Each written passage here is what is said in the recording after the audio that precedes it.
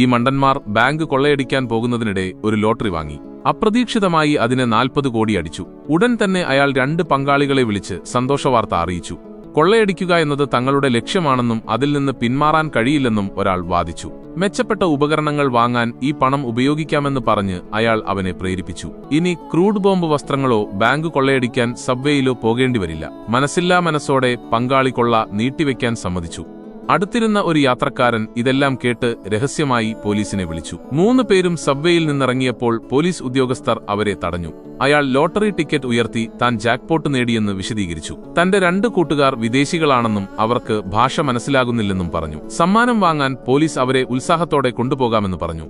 ചൂടുള്ള കാലാവസ്ഥയിൽ അവർ എന്തിനാണ് കട്ടിയുള്ള ജാക്കറ്റുകൾ ധരിച്ചതെന്ന് പോലീസിന് ആശയക്കുഴപ്പമുണ്ടായി. വാസ്തവത്തിൽ അവരുടെ ശരീരത്തിൽ ബോംബുകൾ കെട്ടിവച്ചിരുന്നു. അവർക്ക് സംസാരിക്കാനോ ചലിക്കാനോ ധൈര്യമുണ്ടായില്ല. സമ്മാനം കൈപ്പറ്റിയ ശേഷം ഒരു പങ്കാളി അമിതമായി ആവേശഭരിതനായി. തനിക്ക് ഫ്രഞ്ച് മനസ്സിലാകാൻ പാടില്ലായിരുന്നുവെന്ന് അയാൾക്ക് ബോധ്യപ്പെട്ടു. 3 പേരും പരിഭ്രാന്തരായി ഓടിപ്പോയി. ഇത്ര ഗതികെട്ടവർ വേറെ ആരാണുണ്ടാവുക?